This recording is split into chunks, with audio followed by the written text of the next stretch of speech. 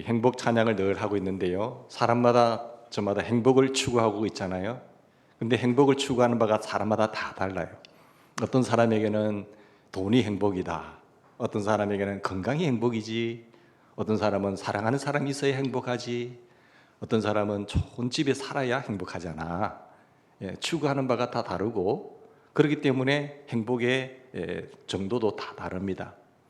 그런가 하면은 이 행복의 정의, 규정도 잘 모르면서 이것이 행복이다 라고 나가기 때문에 어쩌면 불행만 닥치고 그것을 끝나는 경우가 많습니다. 여러분, 행복의 요인에는 네 가지가 있습니다. 첫째는 일거리가 있어야 행복합니다. 무엇인가 할 일이 있어야 한다는 겁니다.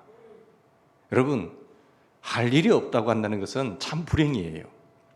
어떨 때는 바쁩니다, 힘듭니다, 못하겠습니다, 피곤합니다 하지만 세상에 할 일이 없는 것처럼 여러분 괴로운 일은 없습니다. 일주일만 푹 잠을 잤으면 좋겠어요. 한 달만 쭉 푹 쉬었으면 좋겠어요. 하지만요, 그 이상 한번 잠을 주무세 보세요. 그 이상 한번 쉬어보세요. 어떻게 되는가? 정말 괴롭습니다. 여러분, 세상에 할 일이 없다는 것처럼 괴로운 일 없고요. 사실 병든 사람들, 또 퇴직하신 분들, 또 늙다 보면 절실하게 느낄 거예요. 그래도 일할 때가 좋지. 일할 때에 자기 존재감이 있거든요. 아직도 내가 살아있구나. 내가 아직도 이런 일을 하고 있는 사람이구나 생각이 된다니까요. 그렇게 건강한 사람들도요, 딱 퇴직하니까 사람이 확 늙어버려요. 희망이 없어요. 인생의 가치와 의미를 다 잃어버리기 때문에 이제 나는 쓸모없는 사람이구나. 있는 건 시간밖에 없고 산에 나가고 참 힘들어합니다. 사랑하는 여러분, 이렇게 일거리가 있다는 것 참 행복한 줄 아세요? 하나님, 큰 일이든 작은 일이든 내가 일할 수 있다는 것 감사합니다 라고 고백할 수 있기를 바랍니다. 또 행복에는요, 바람이 있어야 됩니다. 무엇인가 저 미래는 보다 더 나을 것이다. 현재는 내가 힘들지만 괴롭지만 이제 1년 후면 나에게 이런 일이 닥쳐오지. 또 10년 후에는 이런 희망이 있지. 이런 바람이 있는 사람은요, 행복해요. 그것이 없으면 절망입니다. 아무런 희망이 없어요. 오직 절망만 찾아와서 낙심이 되고 내가 살아야 될 이유도 모르겠고 이렇게 왜 살아야 되느냐 하면서 자살하는 사람 봤어요. 사람은 절대로 현재로 만족하지 않습니다. 미래지향적인 약속을 받고 미래지향적인 희망이 있을 때에 그게 생기가 나는 거예요. 현재는 아무리 그렇게 별 잠깐이기 때문에 앞으로 영원한 미래가 있다. 미래지향적인 소망이, 희망이 내게 펼쳐진다. 그런 꿈이 있고 비전이 있는 사람은 여러분 놀라운 새 힘을 얻게 됩니다. 그럴 때 비로소 사람은 행복할 수가 있습니다. 세 번째로 사랑하는 것이 있어야 됩니다. 여러분, 얼핏 사랑받는 것이 중요하다고 생각합니다만은요, 사랑받는 것보다 사랑의 대상이 있을 때 행복해요. 내가 누군가를 사랑하고 있다. 어머니를 사랑하든지 자식들을 사랑하든지 누군가를 사랑할 대상이 있으면 그 사람이 행복합니다. 사랑의 대상이 없다고 한다면 행복할 수가 없어요. 사랑할 것이 없다는 것은 참으로 슬픈 이야기입니다. 왜 살아야 되는지, 나는 내 존재 가치가 이것밖에 되지 않는구나. 주변에 아무 사랑할 대상이 없어요. 그러면은 불행합니다. 또 행복하려면요, 믿을 것이 있어야 돼요. 뭐니 해도 믿음의 대상이 없는 사람은 불행한 사람입니다. 아무것도 믿어볼 것이 없다는 사람은 벌써 그 사람은 죽은 사람이에요. 세상에 이리 봐도 저리 봐도 이제 믿을 것이 하나도 없어요. 그러니까 얼마나 불행하겠어요. 참으로 확실한 믿음의 대상을 가지고 나는 이것을 믿노라 하고 살아갈 때에 행복한 거죠. 나는 오직 나의 하나님, 내 아버지를 믿노라. 이 확신보다 이 믿음의 대상이 있는 사람하고 없는 사람은 천양지 차이가 나는 겁니다. 여러분, 좋은 나무에 좋은 열매, 얼마나 상식적인 이야기입니까? 가장 기본적인 이야기죠. 그렇죠. 좋은 나무에 좋은 열매가 맺힌다. 누구나 다 아는 상식적인 것이죠. 간단한 이치입니다. 좋은 나무가 좋은 열매를 맺고 나쁜 나무가 나쁜 열매를 맺고 못된 나무가 못된 열매를 맺는다. 많이 심으면 많이 거두고 적게 심으면 적게 거둔다. 이 간단한 이치를 거스르는 사람들 때문에 세상이 피곤한 겁니다. 세상이 시끄러운 이유가 뭔 줄 아세요? 이 상식적인 이야기를 깨뜨리고 거스리는 사람들 때문에 세상이 시끄럽잖아요. 불안당을 한번 잘 생각해 보세요. 불안당이 무엇입니까? 땀을 흘리지 않는 사람들, 그런 무리들입니다. 수고하지 않고 땀 흘리지 않고 거두겠다는 거 있잖아요. 아주 사기꾼들이죠. 남을 속여서 등쳐먹고 살겠다는 사람. 이 도박꾼의 심보를 잘 보세요. 저 사람의 보증문에 있는 돈을 내가 어떻게 꺼낼 것인가? 저 사람이 가지고 있는 것을 어떻게 하면 내게 가져올 것인가? 이 도박꾼들이잖아요. 한탕 하겠다는 것 아니겠어요? 강도의 마음입니다. 남을 죽이고 자기가 살겠다는 것 아니겠어요? 땀 흘려 거두어야만이, 여러분, 땀 흘림 없이 얻고 누리겠다고 사람들은 행복하겠다고 하는 것이 불안당입니다. 어리석은 생각 아니겠습니까? 이런 사람들 때문에 세상이 이렇게 복잡하고 시끄러운 겁니다. 여러분, 거짓을 심었는데 안정을 바란다. 불의를 심었는데 진실을 바란다. 내가 거기에 안정을 누리고 평안함을 누리겠다. 그것은 참으로 어리석은 일이지요. 언제라도 거짓은 거짓으로, 불의는 불의로 나타나는 데 불과합니다. 그것을 심어놓으면 언제나 드러나게 돼 있어요. 그럼에도 불구하고 어리석게도 거짓과 위선과 불충을 심고서는 아름다운 것을 얻겠다는 거예요. 안정된 것을 얻겠다. 평안함을 기대합니다. 이미 기대 자체가 병들고 그것은 잘못된 것 아니겠습니까? 슈바이츠 박사는 이렇게 말했습니다. 현대는 이 회의주의자라고 하는 열매를 맺지 못하는 나뭇가지에 진리라는 열매를 찾고 있다. 회의주의자는 그 나무 자체에 무슨 거기에 진리가 있겠어요? 그런데 세상이 복잡한 이유는요, 회의주의자라는 그 나무에 진리를 찾겠다는 열매, 진리의 열매를 구하고 있으니까 어리석다는 것이죠. 허무와 회의 속에서 어떻게 진리의 열매가 맺힐 수가 있겠습니까? 불가능한 겁니다. 바로 이런 기대가 사람을 절망과 무서운 불의로 이끌게 되는 것입니다. 그 생각 속에 이미 악한 생각이 들어있는 거지요. 그런데 거기에 진리를 바란다니까요.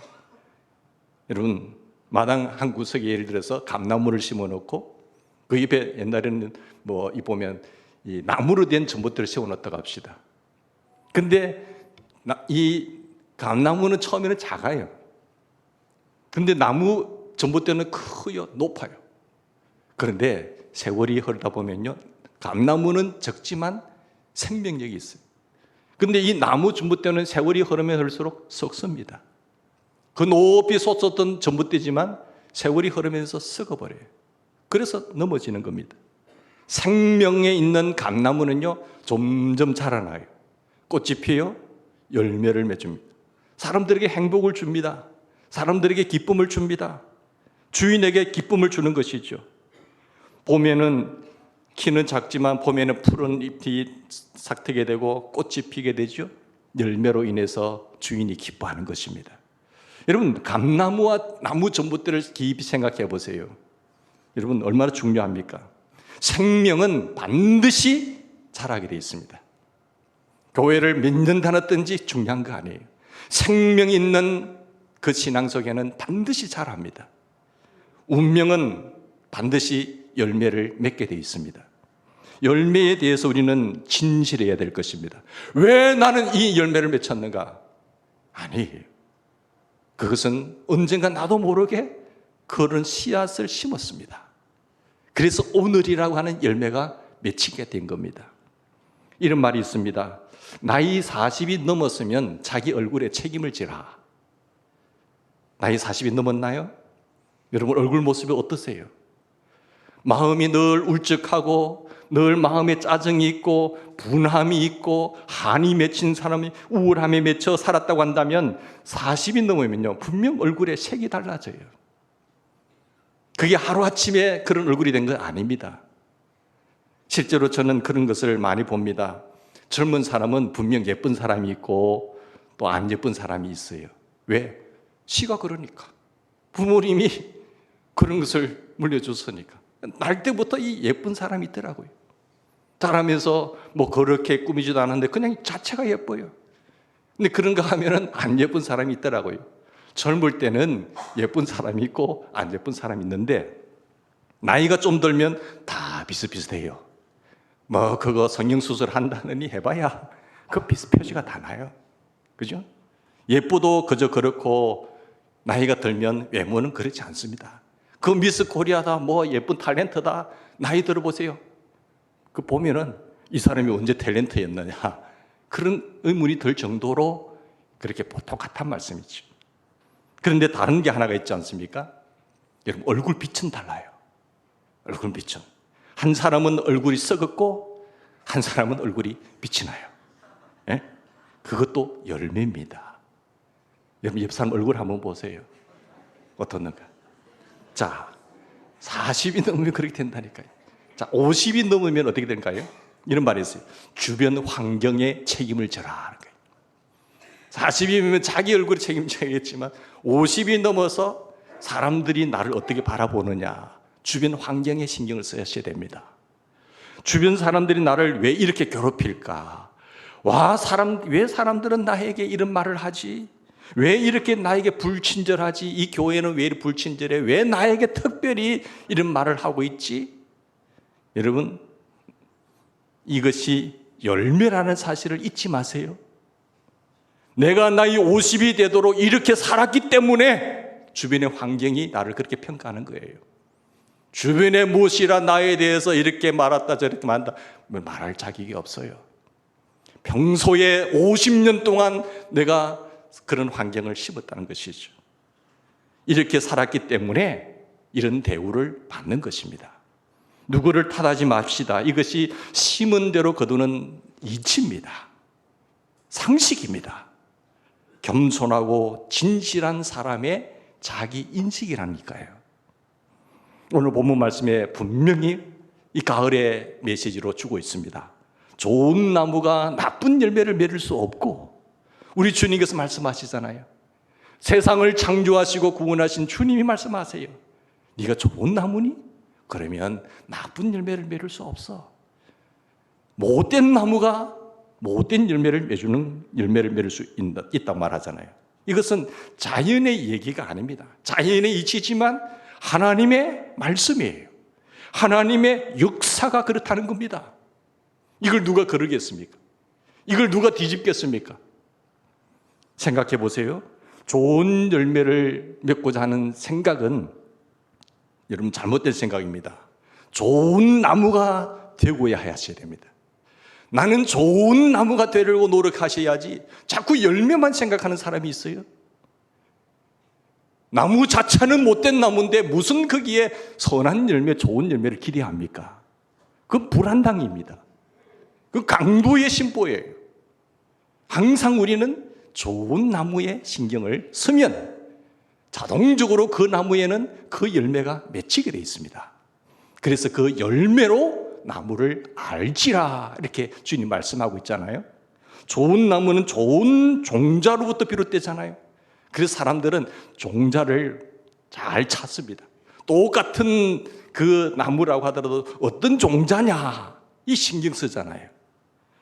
여러분 예수님께서 말씀하신 그 씨 뿌리는 비유를 잘 생각해 보세요. 좋은 씨앗이 뿌려져야 그로부터 좋은 나무가 있는 거예요. 그 나무가 잘 자라면 꽃이 피고 그것이 열매가 되잖아요. 그러니까 열매를 보면서 그 결과를 보면서 사람들은 뭘 생각하지요? 봄에 뿌려진 씨앗을 생각하지 않을 수가 없어요. 아, 그렇지. 저 집안이 그런 이유가 있지. 본래 저 집안 씨가 좋은 거야. 이렇게 생각하는 겁니다. 이에 대해서 여러분 진실하셔야 됩니다. 심는 것은 그래서 선택이에요. 심는 것은 사람마다 다 자유입니다.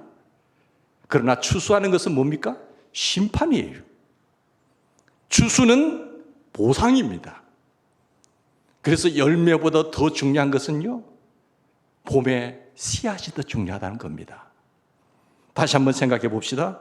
악을 심었으나 웬만하면 악을 거두지 않았으면 했습니다.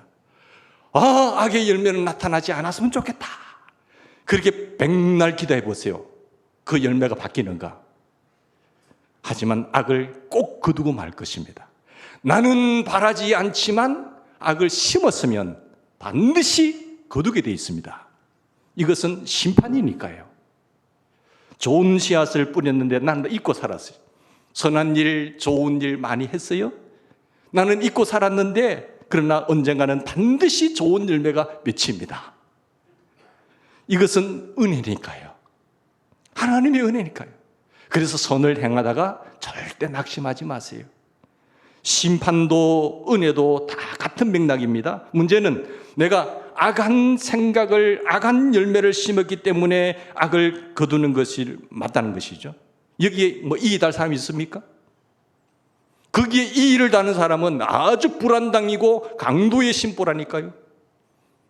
자기가 심어놓고 왜 나에게 이렇게 하느냐고 이야기를 하는 것은 나는 강도요, 나는 불안당이요 인정하는 거라니까요. 그러므로 여러분, 외적인 것보다 내적인 것에 신경을 씁시다.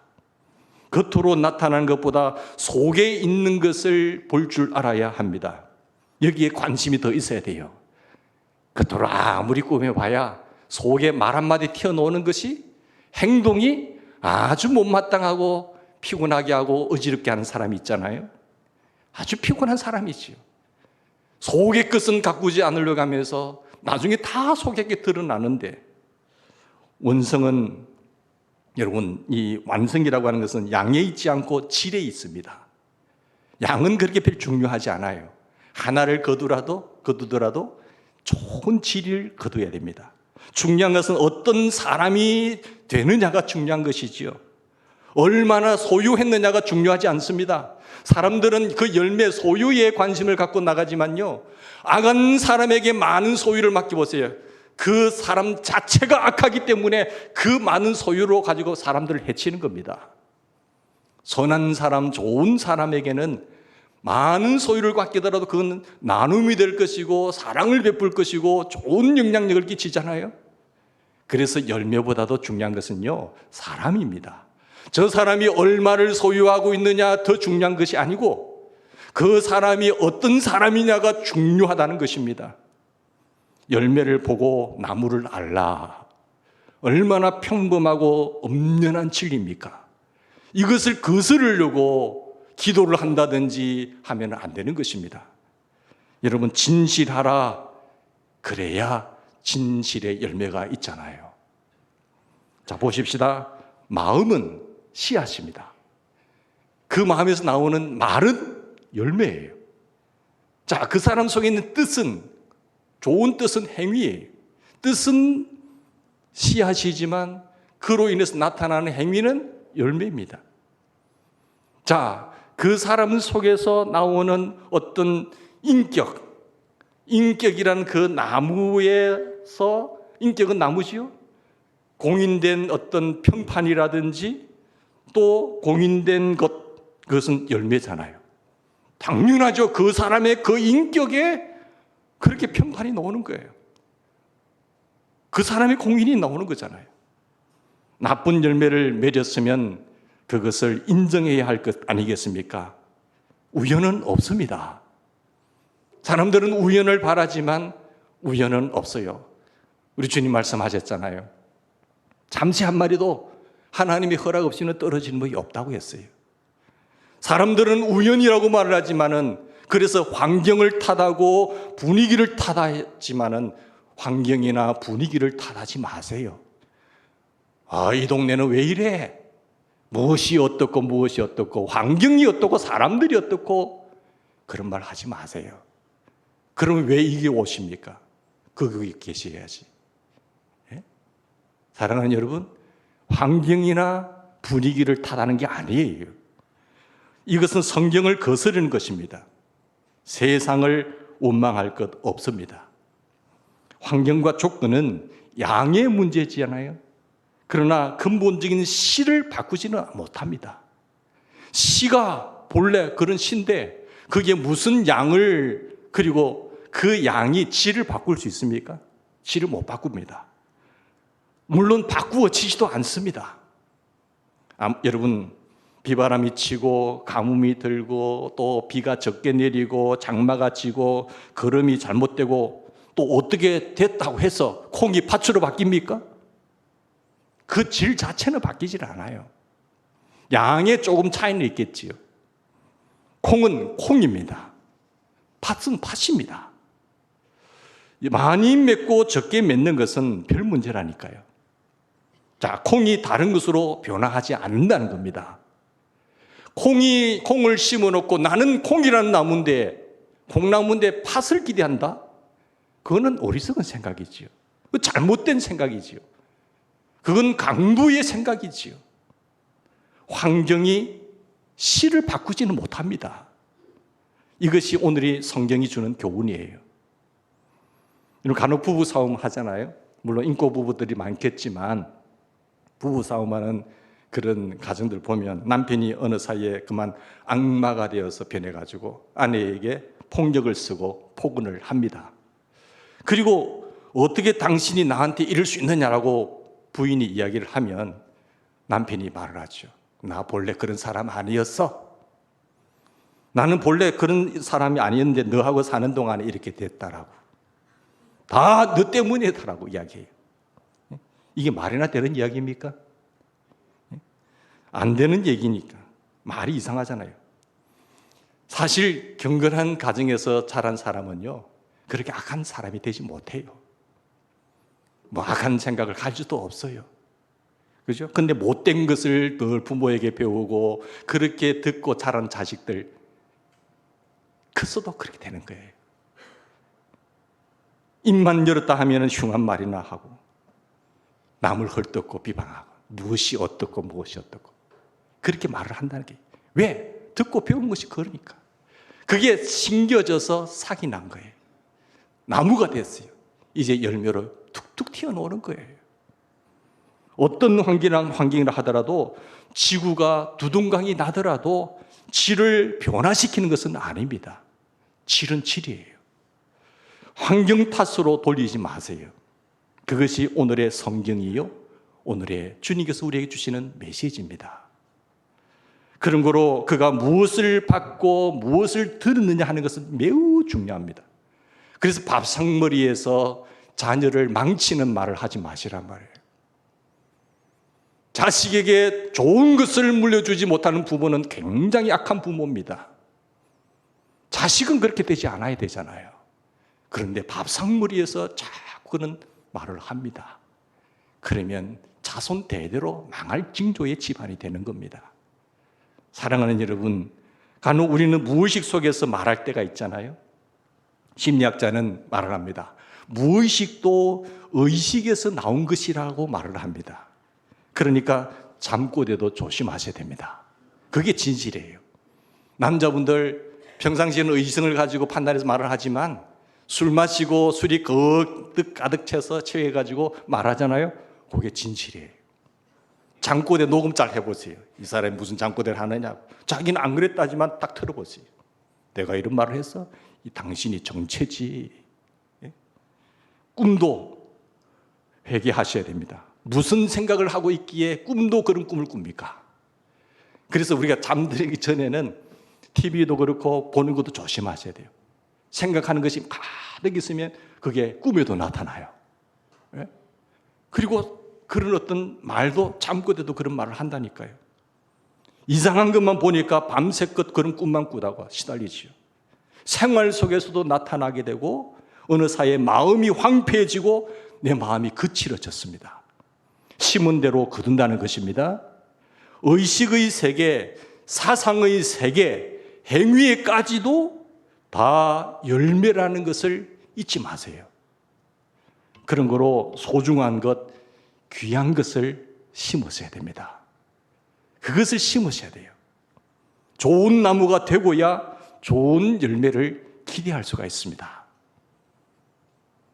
2차 세계대전 때 일어난 일인데요. 아주 젊은 청년 하나가 총탄을 맞고 쓰러졌습니다. 그런데 그 청년에게 군복이 말을 합니다. 말을 하면서 마지막으로 전해줄 말이 있느냐고. 예, 군목님, 저 어머니에게 꼭 이 말을 전해주시면 감사하겠습니다. 아들이 어떻게 죽었느냐 묻거든 제가 기쁘게 죽었다고 꼭 이야기해 주세요. 그렇게 써주세요. 편지를 보내주다면. 그리고 또 다른 사람에게 할 이야기 없니? 예, 제 선생님, 주일학교 선생님에게 꼭 이 말씀을 전해 주십시오. 눈을 감았지만 제가 그리스도인으로 죽었다고 이야기를 해주세요. 그래서 이 군목님이 이 청년이 죽는 것을 보고 전 어머니에게 전하고 또 선생님에게 전했습니다.